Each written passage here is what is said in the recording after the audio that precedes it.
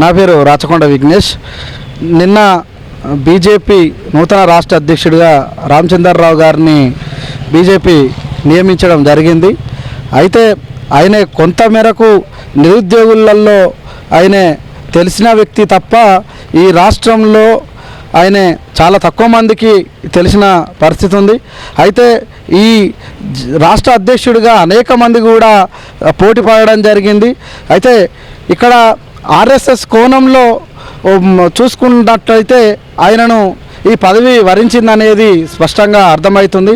అదే పక్క నిన్న ఏదైతే ఎమ్మెల్యే రాజాసింగ్ గారు కూడా రాజీనామా చేసిన పరిస్థితి కూడా ఉంది. హార్డ్ కోర్ హిందూగా పిలువబడే రాజాసింగ్నే ఇవాళ ఆయనకు అంతటి అవమానం జరిగిందంటే ఆయన కూడా ఏదైతే నేను అధ్యక్షుడు కావాలని చెప్పి అనుకున్నా అని చెప్పి ఆయన కూడా చెప్పిన పరిస్థితి ఉంది. ఆయనే కాదు, ధర్మపురి అరవింద్ కావచ్చు, రఘునందన్ రావు కావచ్చు, ఈటెల రాజేందర్ కావచ్చు, హేమీలే ఇందులో రాష్ట్ర అధ్యక్షుడిగా పోటీపడి అధ్యక్షుడు కావాలని అనుకున్నారు. కానీ ఇక్కడ ఆర్ఎస్ఎస్గా చూసుకొనే వాళ్ళకి ఇచ్చిన పరిస్థితి ఉంది. అయితే ఈ కోణాన్ని కూడా అర్థం చేసుకోవాల్సిన అవసరం ఉంది. ఈ విధంగా రామచంద్రరావు గారిని పెట్టిర్రంటే ఇటు బీఆర్ఎస్ ఇటు బీజేపీ రెండు స్నేహపూర్వకంగా ఉన్నట్టుగానే స్పష్టంగా కనబడుతుంది. కాబట్టి బీజేపీ ప్రధాన ఉద్దేశం ఏమిటంటే ఇక్కడున్న ప్రాంతీయ పార్టీలు ఏవైతే ఉంటాయో ఆ ప్రాంతీయ పార్టీలను తన గుత్తాధిపత్యం తీసుకోవడానికి కూడా ప్రయత్నాలు చేసే పరిస్థితి కూడా మనం చూస్తున్నాం. అయితే ఏ మాటకైనా రామచంద్ర గారు అయిన తర్వాత మరి ఏ విధంగా ఈ రాష్ట్ర రాజకీయాలు ఉండబోతున్నాయో కూడా మనము చూసుకోవాల్సిన అవసరం ఉంటుంది. కాబట్టి వెంటనే వీరు ఎవరైతే బుజ్జగింపులు కూడా చేయాల్సిన అవసరం కూడా ఆ పార్టీకి కూడా ఉంది. కాబట్టి హార్డ్ కోర్ హిందూగా ఉన్న రాజాసింగ్ రాజీనామా చేసిందంటే ఈ రాష్ట్రం అంతా కూడా చాలా ప్రమాదంలో పడ్డట్టుగా ఉందనేది కూడా నేను తెలియజేస్తున్నాను. నా పేరు రాజు. అయితే నిన్న తెలంగాణలో మనం చూసుకున్నట్లయితే బీజేపీ నూతన అధ్యక్షుడిగా రామచంద్రరావుని నియమించడం జరిగింది.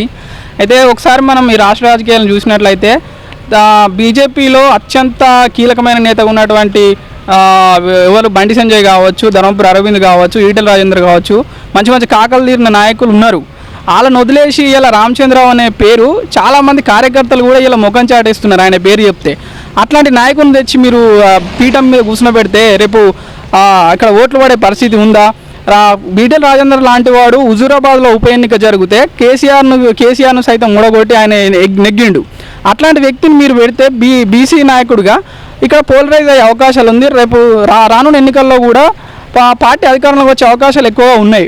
కాబట్టి అత్యంత బీసీ సీఎంను చేస్తామని చెప్పేసి ఇలా మన కేంద్ర మంత్రి బండి సంజయ్ అంటున్నాడు కదా, మీరు బీసీ అధ్యక్షున్నే మీరు రాష్ట్ర అధ్యక్షుని పెట్టలేకపోతున్నారు. రేపు బీసీ సీఎం చేస్తామని ఏం నమ్మకం ఉంది?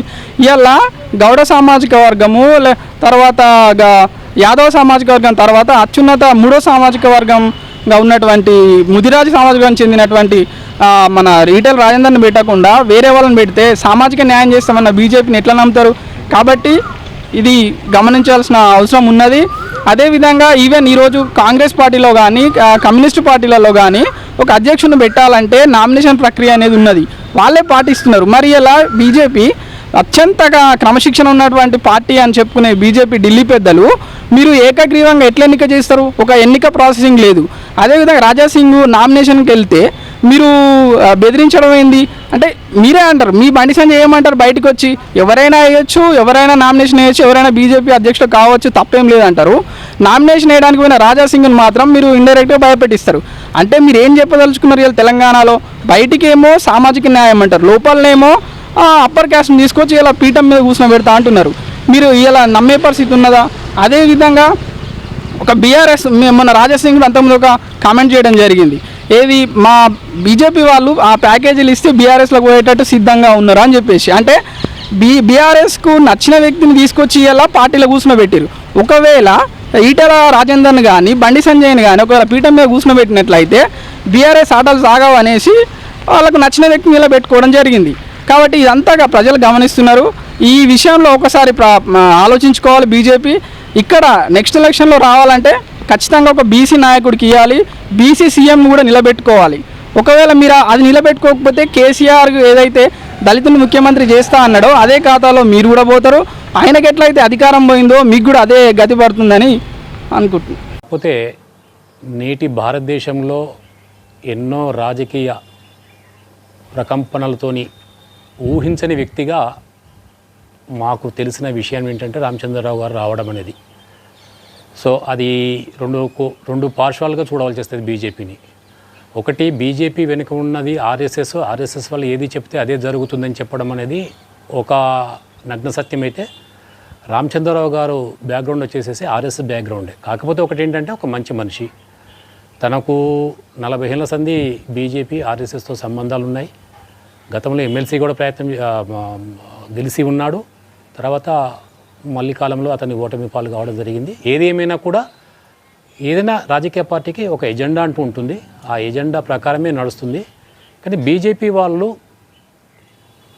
చెప్పిన మాటలు ఏంటంటే, జాతీయ స్థాయిలో బీసీ ప్రధానమంత్రిగా ఉన్నాడు, తెలంగాణకు గనుక బీజేపీ సీట్లు పెంచితే ఆ కాన్సెప్ట్తో తీసుకొని బీసీ ముఖ్యమంత్రిని చేస్తామని చెప్పేసి అన్నాడు.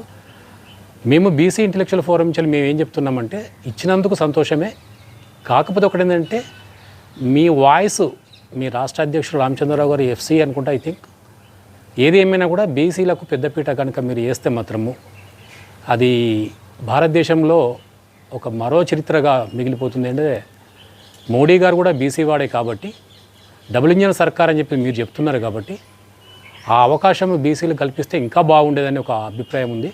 సరే, మీ ఎజెండా మీకు ఉంటుంది, మీ పార్టీ విధానాలు మీకు ఉంటాయి కాబట్టి దాన్ని తప్పుబట్టే అంత పరిస్థితి మాకు ఏం లేదు. కాబట్టి ఏది ఏమైనా కూడా భారతీయ జనతా పార్టీ తీసుకున్న నిర్ణయం సముచితంగా ఉందో లేదో మాకు తెలియదు, కానీ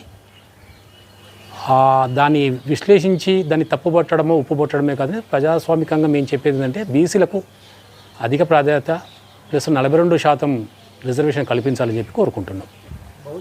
కానీ గతంలో ఉన్న బండి సంజయ్ గారి నేతృత్వంలో జరిగిన రాష్ట్ర అధ్యక్ష పదవి, తర్వాత కిషన్ రెడ్డి గారు వచ్చిన అధ్యక్ష పదవి, రామచంద్రరావు గారు వచ్చిన అధ్యక్ష పదవిలో చూస్తే మాత్రం రామచంద్రరావు గారు అయితే సౌమ్యుడు, అంటే వాళ్ళ సౌమ్యులు కారని కదా నా ఉద్దేశము. కాకపోతే రామచంద్రరావు గారు అందరినీ కలుపుకొని తిరగగలిగే వ్యక్తి. తరకు ప్రస్తుతానికైతే ఏ పార్టీ అధికారంలో తెలంగాణ లేకపోయినా కూడా వాళ్ళిద్దరికి మాత్రం గతంలో పనిచేసిన ముగ్గురికి మాత్రం ఒకరు ఎంపీగా ఉన్నారు, డాక్టర్ లక్ష్మణ్ గారు, తర్వాత కిషన్ రెడ్డి గారు, తర్వాత బండి సంజయ్ గారు. బట్ ఈయనే ఫుల్ ఫ్లెడ్జ్గా పనిచేస్తారని చెప్పి ఆశిస్తున్నాను. మాజీ ఎమ్మెల్సీ రామచంద్రరావు గారు బీజేపీ తెలంగాణ రాష్ట్ర అధ్యక్షులుగా ఏదైతే నియామకమైనరో అది చాలామంది ప్రజలకు ఏంటంటే సంతోషంగా ఉంటుంది. ఎందుకంటే చాలా సౌమ్యుడు, ఎటువంటి కరప్షన్ అలిగేషన్స్ అట్లాంటివి కూడా ఏం లేనటువంటి వ్యక్తి అయినా కూడా గతంలో ఎమ్మెల్సీగా పనిచేసినటువంటి అనుభవం ఆయన పైన ఉంది. ప్రజల యొక్క సమస్యలపైన ఆయనకు పూర్తి స్థాయి లోపల నాలెడ్జ్ ఉన్నటువంటి వ్యక్తి ఆయన. అంతేకాకుండా ఒక మంచి చదువుకున్న వ్యక్తి, పూర్తి స్థాయి లోపల పార్టీకి సంబంధించిన సిద్ధాంతం ఏదైతే ఉందో దాన్ని అంతటి కూడా అవలోకం చేసుకున్నటువంటి వ్యక్తి ఆయన. కాబట్టి ఆయన సైద్ధాంతికంగా పార్టీకి బలంగా ఉంటారు. అదేవిధంగా ప్రజా సమస్యలపైన పూర్తి స్థాయి లోపల అవగాహన ఉన్న వ్యక్తి కాబట్టి ప్రజా ఉద్యమాల్లో కూడా పూర్తి స్థాయి లోపల అగ్రెసివ్గా ముందుకెళ్తారనేసి మేము భావిస్తున్నాం. దాని కారణంగా ఏంటంటే ఫ్యూచర్లో కూడా రాష్ట్రం లోపల భారతీయ జనతా పార్టీ బలం పొందుకునేటువంటి అవకాశం ఉందనేసి మేము భావిస్తూ ఉన్నాం. ప్రజల్లో ఏంటంటే అగ్రెసివ్ లీడర్ కావాలనేసి అనుకుంటా ఉన్నారు. సో అటువంటి నేపథ్యం ఉన్నటువంటి వ్యక్తే రామచంద్రన్న కూడా. సో రామచంద్రరావు గారు ఏంటంటే గతంలో విద్యార్థి పరిషత్లో పనిచేసినటువంటి అనుభవం ఉంది. సో అప్పుడు ఏదైతే ఉస్మానియా యూనివర్సిటీకి అధ్యక్షుడిగా సెక్రటరీగా పనిచేయడం కావచ్చు, అప్పుడు ఉన్నటువంటి ఉద్యమ నేపథ్యము, ఆ భావజాలం ఉన్నటువంటి వ్యక్తి కాబట్టి ఆయన బలంగానే ఉద్యమాలలో పార్టిసిపేట్ చేస్తారు. దాని కారణంగా ప్రజల లోపల భారతీయ జనతా పార్టీ పైన ఆకర్షణ ప్రస్తుతం ఏదైతే ఉందో అది మరింత కూడా పెరుగుతుందనేసి ఆశాభావాన్ని వ్యక్తం చేస్తూ ఉన్నాం.